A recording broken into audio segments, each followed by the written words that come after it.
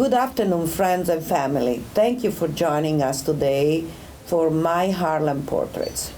These are the first steps of a new project, a series of interviews and conversations with famous and less-known politicians, civil rights activists, artists, performers, and athletes, and also with ordinary people who are doing extraordinary things, day by day, giving back to their community, to their village, in an humble way.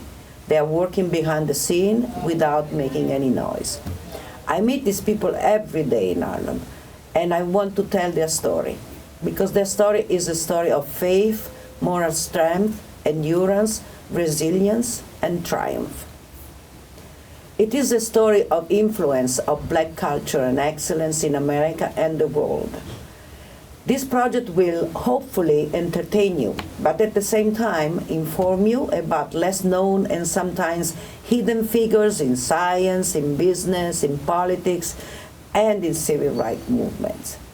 The objective is to shed a light on Black excellence in all its forms and open up maybe a new perspective from which to revisit, reconsider some of the historical facts as they have been taught us.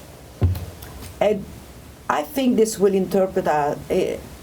this will allow us to interpret with more clarity what is going on in our world today. And we are here today to talk about excellence in theater, and precisely with the representative of the Classical Theater of Harlem. First of all, I want to congratulate you, because Classical Theater of Harlem, under the artistic direction of Ty Jones, is celebrating its 20th anniversary season this year. The CTH, as it is also called, is an American company that tells stories as seen through the lens of the African diaspora and present work that honor the cultural legacy of Harlem, which is a neighborhood in which the theater was founded in 1999.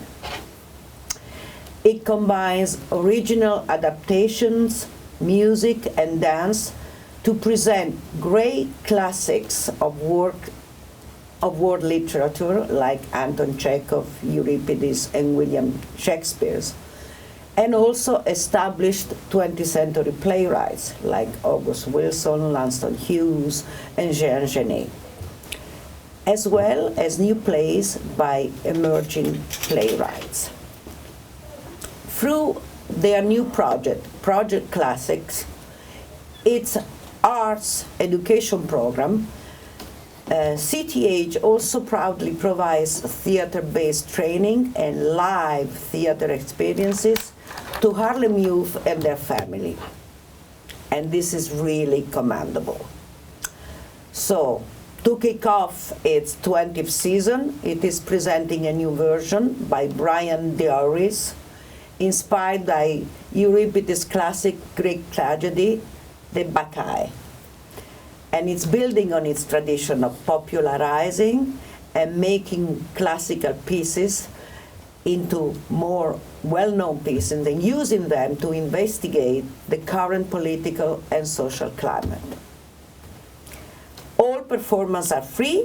They are taking place from July 6th to July 28th in the outdoor amphitheater at Harlem's Marco Garvey Park, from Tuesday to Sunday at 8:30 p.m.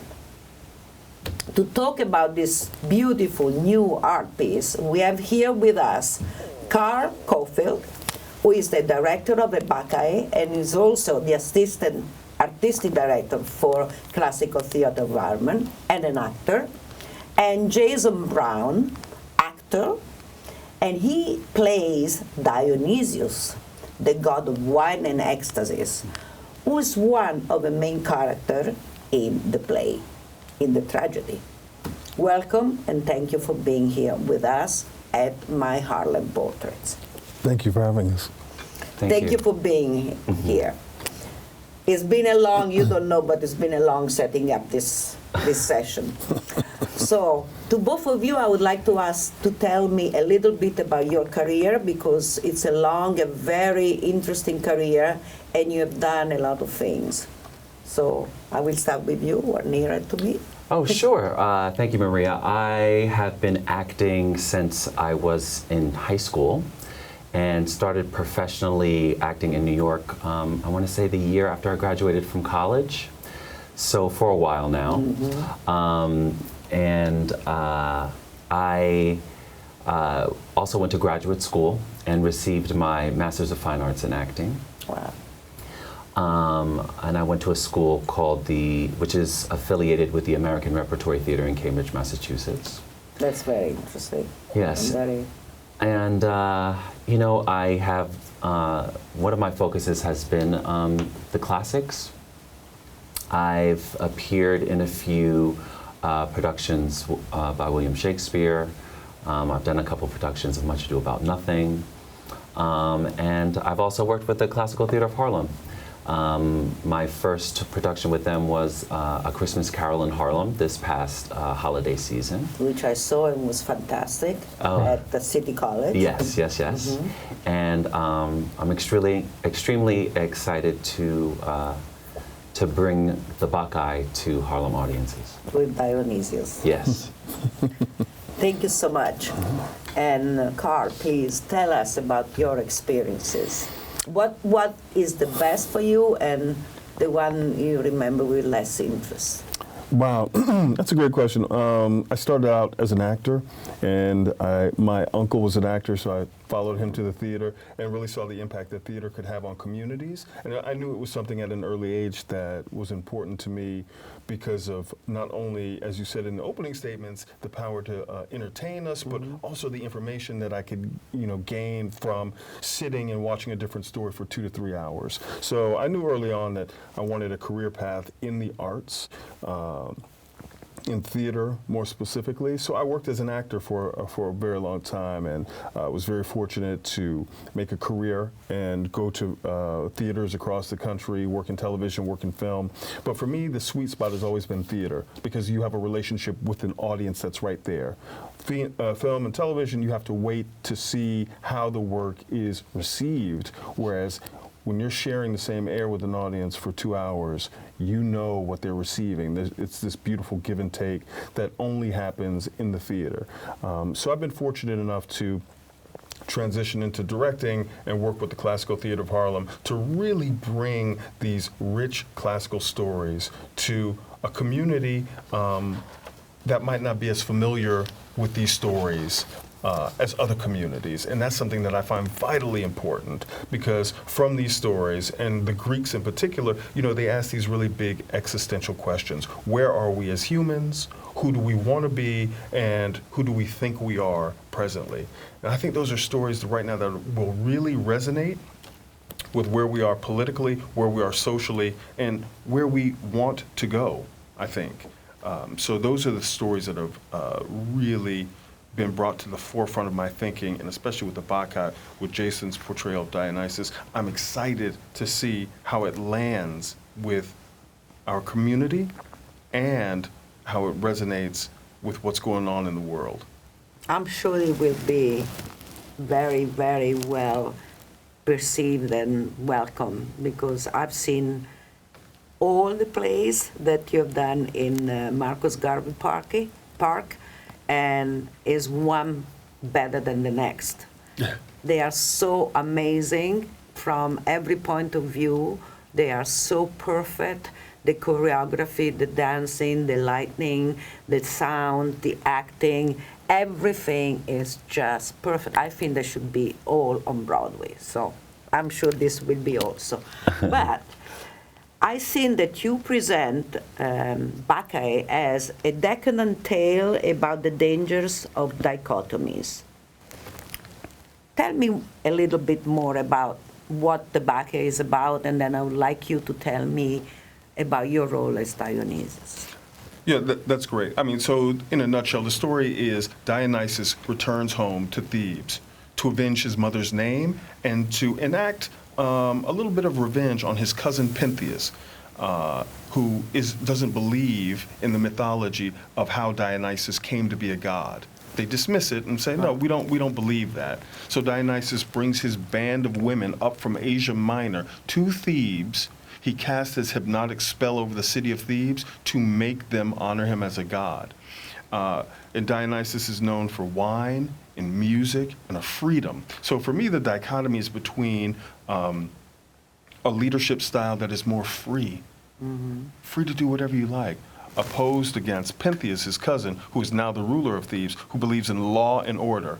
And I think that's something that's going to resonate now with how we are having our political conversation globally as well as nationally. So we're set up between these two extremes on the spectrum of leadership style between, do you embrace your freedom of free will, do what you want, if it makes you feel good, do it, or do we say, no, if you do that, that is a threat to our society. And so for me, the play is really a question, one of the major themes is, where are we on this spectrum? And people try and advise Pentheus against being too forceful and saying, wait a second, do we have to choose one or the other? Or is there a middle ground that we can just say, I don't believe in everything you're saying, but let's find some common ground and work from there. That's a broad generalization of the story. There's also themes of fear of others, which I think will really resonate. In our 21st century reference is how some politicians are talking about a caravan of people coming that is going to threaten We our can way say of life. what politicians are the invasion and the caravan. So- Insert modern despot here. Exactly. So, that theme Euripides was hitting on 2,000 years ago. What is this thing about a fear of otherness? What is this theme about a patriarchal society? And that the fear of a woman interjecting or a woman's freedoms would actually challenge everything I believe. And Euripides brilliantly touches on all of this, and he touches on it in many different facets, from comedy to absurdity to terror, and he blends it all together and puts it in a blender and serves it up for us to say, I don't know, there's no happy ending, but you should discuss amongst yourselves. And Jason plays Dionysus, and it's a brilliant, brilliant performance that I can't wait to share with Harlem. Yeah, and I'm really excited. Thank you for that. And I'm very excited to play this role. Dionysus is a very alluring and magnetic character. And I think for contemporary audiences, he's kind of like he's a rock star, he's kind of like a Prince, or he's kind of like a Lenny Kravitz, or a Beyonce, he's kind of like huge, and he has that kind of draw and appeal.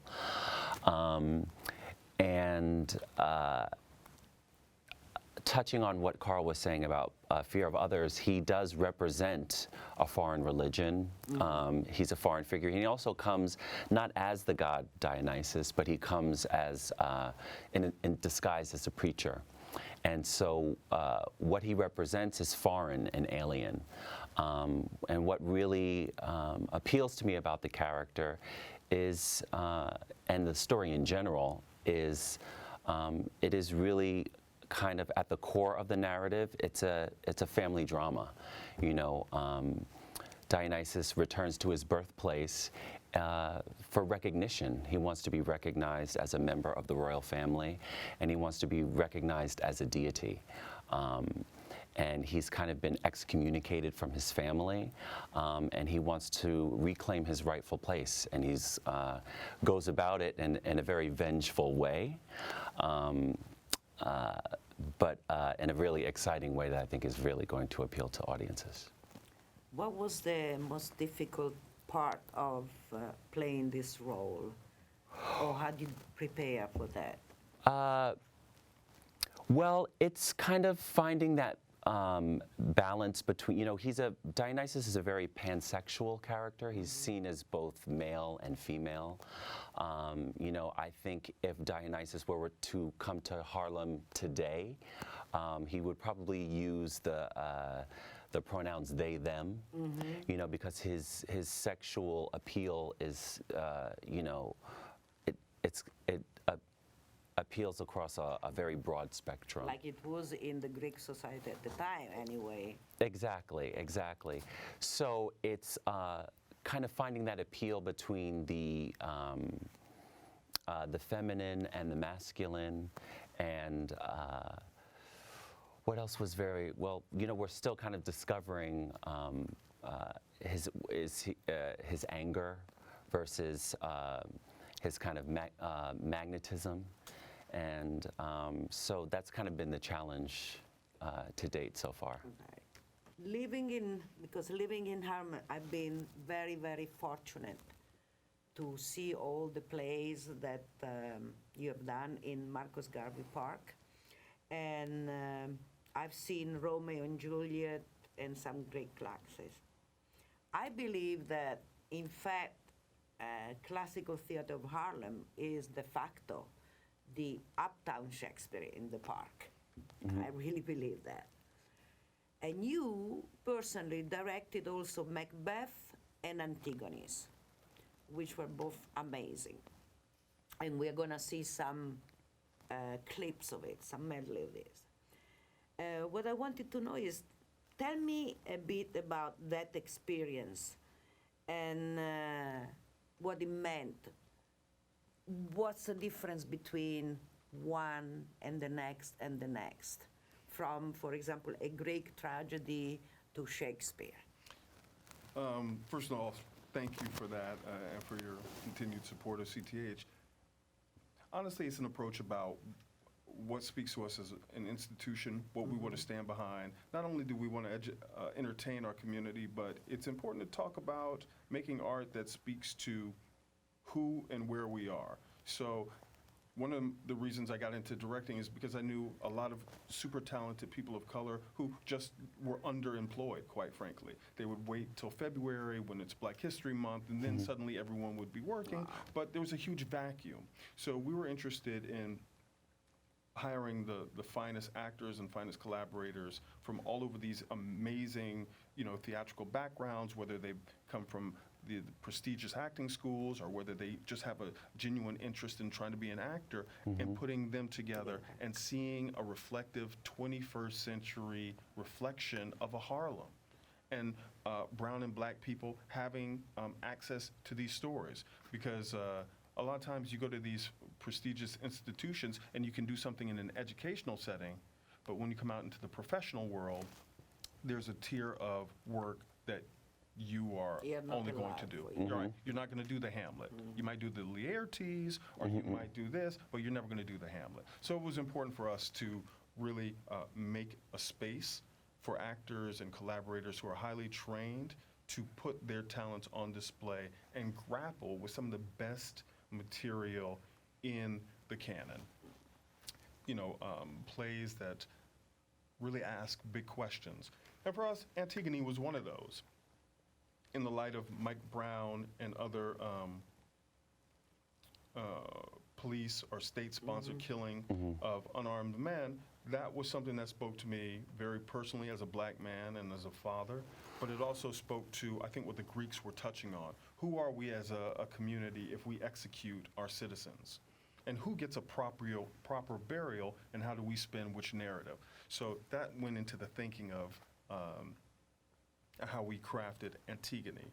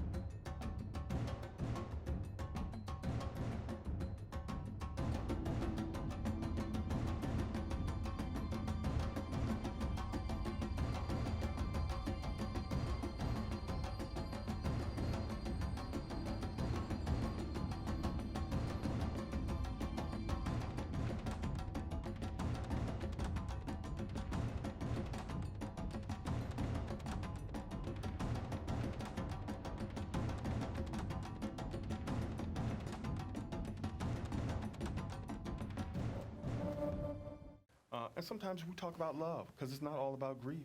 Because there are love stories that don't get the proper recognition. And to me, it's quite beautiful to see brown and black people in loving situations and saying, I love you on stage. It's something that's sorely missing. And when we can, we look to fill that void. You know, when I hear you saying that, I think it's incredible that you have to say that. Because, of course, you know, why would you have to say, I want to see black people who love each other? Well, that's because a lot of the images that are fed, are marketed to us, are negative images. You know, and that kind of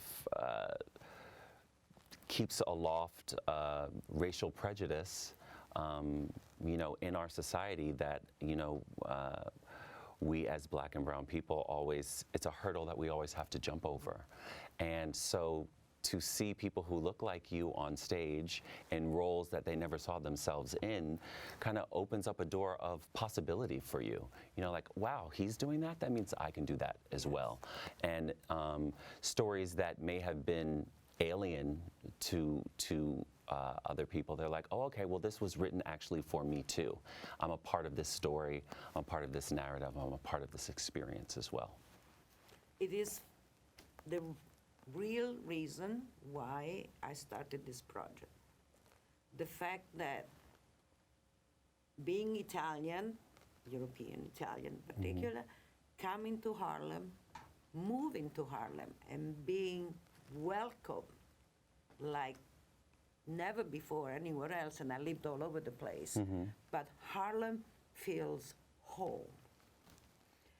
And I discovered a lot of things I didn't know, like these hidden figures who have done incredible things that had been attributed to white people, but were really done by black people. I discovered Black Wall Street and the massacre. I mean, things that I never heard about before. And I'm someone who is very curious. I read a lot. And Malcolm X was my hero when I was a little girl. So I'm not someone who doesn't know anything. Right. But I didn't know a lot, and I still don't know a lot. So I think it's really fundamental that we teach, we spread this knowledge, and we let people know in Europe also, and in white America, because I think there is a really dichotomy here. What the importance of black people who have been taken away from their own country, made to work for free, built the country, and then now you're saying, oh, you go back to your country. No, wait a second, this is my country.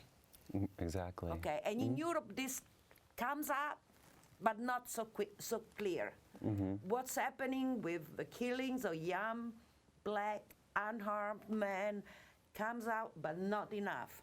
So all these are the reason why I'm trying to do this, because this is gonna go all over Europe. And so people are gonna know about this, and that's very important. So what you are doing is fundamental.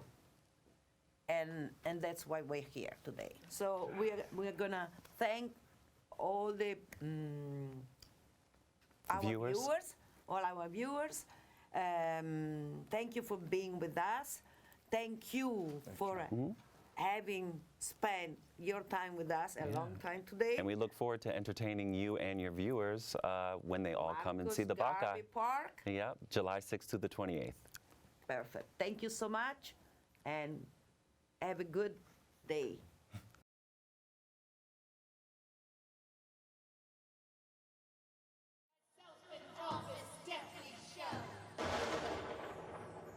Tell me, thy unknown power. He knows thy thought. Hear his speech, but say thou not. Macbeth, Macbeth, Macbeth. Beware, Macduff. Beware the Thane of Fife. Dismiss me enough. For thy good caution, thanks. Thou hast harped my fear aright, but one word more. He will not be commanded. Here's another more potent than the first. Thou art too the spirit of Banquo. Down! Thy crown does sear mine eyeballs. And thy crown is like the first. A third is like the former. And filthy hags, why do you show me this? A fourth? Stark eyes. What? Would a line stretch out to the crack of doom? Another yet? A seventh? I'll see no more. And yet, the eighth appears, which bears a glass that shows me many more. Horrible sight! Now I see 'tis true, for the blood-bolted Banquo smiles at me and points at them for his. Oh.